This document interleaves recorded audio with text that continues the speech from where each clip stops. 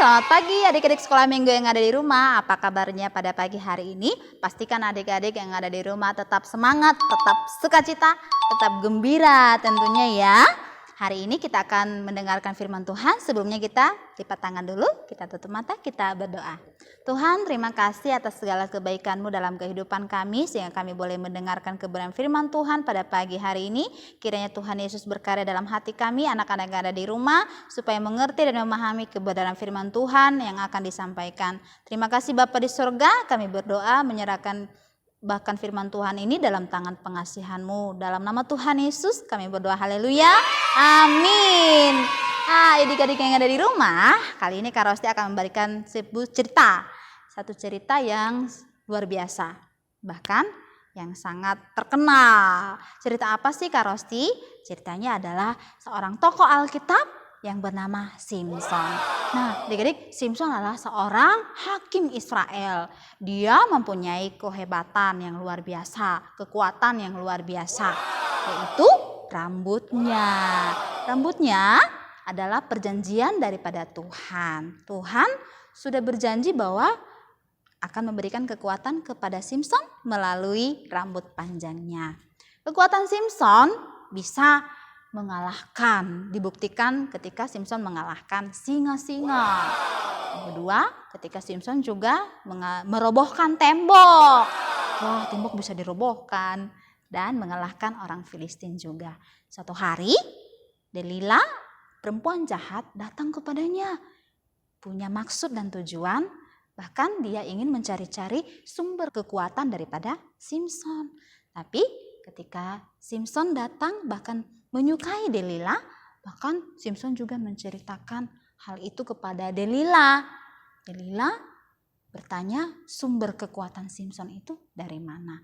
Tapi adik-adik sangat ironis, bahkan sangat sedih sekali. Kenapa? Karena Simson bisa menceritakan hal itu kepada Delila, menyangkut tentang kekuatannya.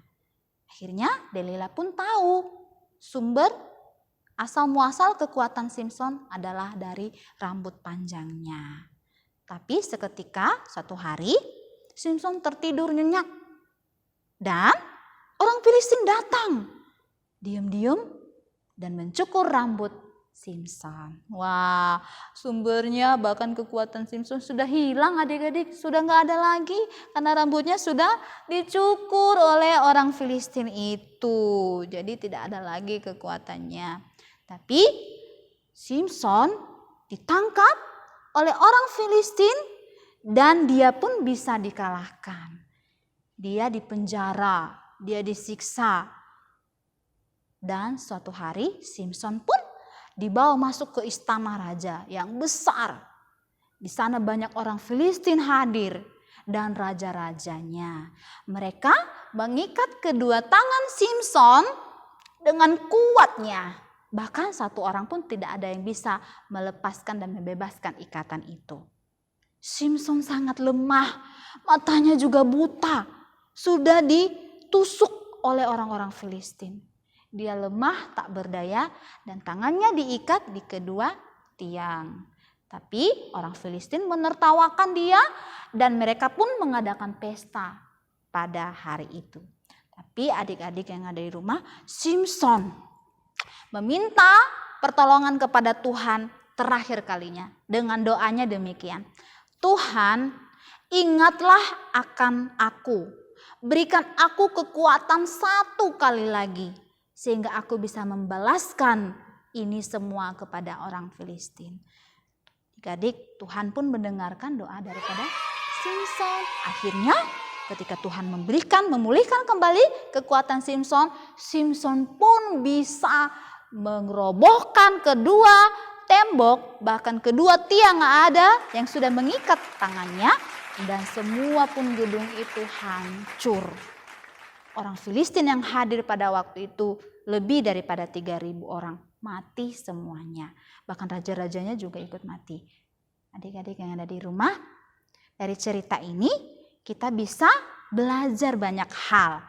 Bahwa di tengah-tengah kelemahan kita, tak berdaya kita, Simson ditolong oleh Tuhan. Tuhan sanggup menolong kita. Nah, coba kita tanyakan kepada Blacky. Blacky mampu dan pernah ditolong oleh Tuhan juga. Blacky, kamu pernah ditolong oleh Tuhan enggak? Aku pernah ditolong oleh Tuhan. Ketika aku memanjat pohon, aku pernah ditolong oleh Tuhan. Akhirnya aku pun berhasil memanjat pohon itu. Nah, adik-adik yang di rumah, Blacky juga pernah ditolong oleh Tuhan. Ketika dia manjat pohon tak bisa, Tuhan tolong dia sehingga dia bisa manjat pohon. Nah, itu adalah Blacky. Adik-adik pasti sudah pernah ditolong oleh Tuhan. Misalnya tidak bisa belajar, Tuhan tolong. Misalnya sakit, tidak bisa ngapa-ngapain, Tuhan tolong. Jadi adik-adik yang ada di rumah, kalau kita datang kepada Tuhan, Tuhan sanggup menolong kita. Yang kedua, kita tanya kepada Blacky. Blacky, kamu sudah pernah mengalami hal apa saja pertolongan Tuhan? Nah, selain makan, memanjat pohon, aku juga pernah ditolong Tuhan mendapatkan makanan di hutan. Nah, adik-adik, Blacky juga pernah ditolong Tuhan mendapatkan makanan di hutan sehingga dia tidak kelaparan. Dari cerita ini adik-adik, Tuhan juga mengasihi kita semuanya, mengasihi makhluk ciptaannya, termasuk adik-adik yang ada di rumah. Kalau kita pernah bersalah, berdosa kepada orang tua kita, teman, Tuhan tetap mengasihi kita. Yang penting kita datang kepada Tuhan. Seperti Simpson, Tuhan tetap mengasihi Simpson sampai titik darah penghabisan.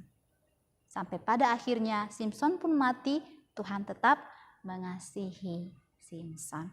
Itu saja adik-adik firman Tuhan pada pagi hari ini. Kiranya firman Tuhan jadi berkat bagi adik-adik. Kita berdoa yuk. Tuhan, terima kasih untuk kebenaran firman-Mu. Kiranya firman-Mu menjadi berkat bagi kami. Ajar kami Tuhan untuk kami boleh terus datang kepada Tuhan saat kami tak berdaya, saat kami tak mampu. Kami percaya Tuhan sanggup menolong dan memulihkan kami semua. Dan kami percaya Tuhan akan menolong semua kami juga, guru-guru sekolah minggu, bahkan adik-adiknya di rumah saat kami tidak bisa berbuat apa-apa lagi. Dalam nama Tuhan Yesus kami berdoa mengucap syukur. Amin. Dan sampai ketemu, Tuhan memberkati.